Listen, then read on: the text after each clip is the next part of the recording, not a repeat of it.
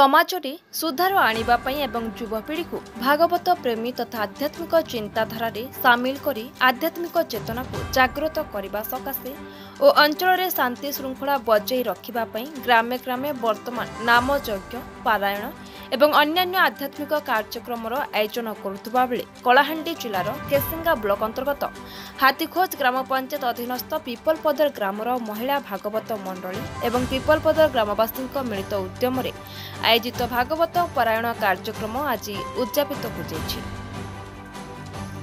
उक्त कार्यक्रम गत 2024 मार्च 27 तारीख दिन आरंभ होई आज अर्थात 2024 मार्च 31 तारीख रविवार दिन समापन हो जाइछि। पारायण कार्यक्रम रे अश्विनी भई एवं तांकर धर्मपत्नी शैबालिनी भई कर्तार दायित्व निर्वाह करुवा बेले ब्रह्मा श्री रविनंद एवं तांकर सुपुत्र क्षीरनंद पूजकर कार्य निर्वाह करथिले।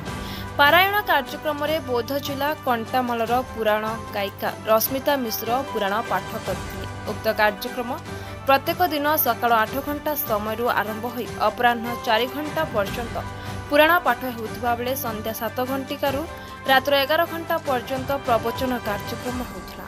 उक्त प्रवचन कार्यक्रम रे सुदूर बलांगीर जिलार छानछड़ा ग्रामर प्रवचक तिलोचन महाकुल एवं तांकर सहकारी शशिभूषण साहू प्रवचन देउथिले। अति सुंदर भावरे शांति श्रृंखलार सहित श्रद्धालु माने आनंद सहकारे मन भरी हरिकथा श्रवण करे विभु कृपा लाभ करितिबार प्रकाश करछंती। आसंतु एने उक्त कार्यक्रमर सभापति कोन कहउछंती बुझिबा। वर्तमान आम उपस्थित अच्छु कलाहांडी जिलार केसिंगा ब्लॉक अंतर्गत हाथीखोज ग्राम पंचायत स्थित पिपलपद गाँव में एठी वर्तमान आम सीधासख भाव में देखिपे एठी भगवान गोटे पारायण कार्यक्रम चली रही। आसतु आम गाँव में उक्त ग्रामर जो भद्र व्यक्ति अच्छा पचारि बुझा ये जो पारायण कार्यक्रम होकर मतामत कौन रही पचारि बुझा। सर नमस्कार। नमस्कार। निर्मल टीवी को आपको स्वागत धन्यवाद। आज जो पारायण कार्यक्रम होपर आपनकर मतामत कौन रही आप प्रथम परिचय प्रदान करेंगे। मो नाम हर्षवर्धन भई आउ ए वर्ष कमिटीर मु सभापति अच्छी। आज को आम 8 वर्ष है भागवत पारायण आम गाँ पिपलपदर केसिंगा ब्लॉक अंतर्गत आम कर अष्टम वर्ष वर्ष आम कर प्रति वर्ष बहुत भक्ति और भाव 3 दिन व्यापी यही पर्व अनुष्ठित हुए। आखपाखर सब अंचल भक्त एवं भगवत प्रेमी माने एठारे बहु संख्यार जोग दियंती।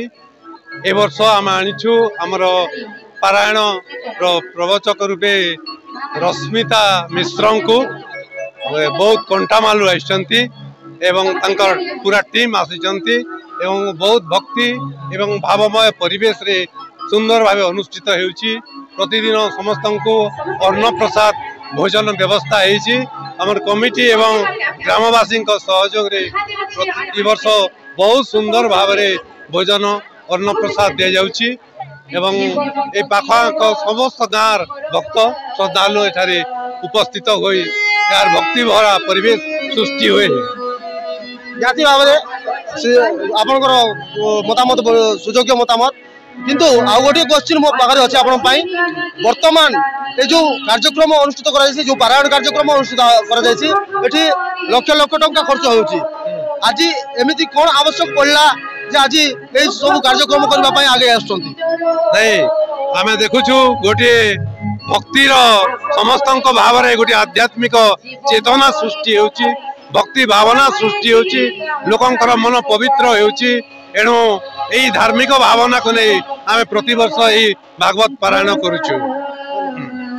निहाती भाव में आप सीधासख भाव शुणुले आज जो समय आसी निहाती भक्तिर भावना कमी आस दिन को दिन तेणु विभिन्न ग्राम जो भाव में ग्रामांचल सुख शांति एवं समृद्धि आनीदेव से सबू कार्यक्रम आयोजन कर आज आजिकार जो पीढ़ी युवक भाई मान अच्छा युवती भौणी मैंने अच्छा से आध्यात्मिक चिंताधारा को नेबाई एवं सुचारू रूप से आत्मशैली को गढ़ी तोड़ाई यह कार्यक्रम अनुष्ठित कर भाव में कार्यक्रम करने द्वारा ग्रामर तथा अंचल परिवेश निश्चित भाव में परिवर्तन होती।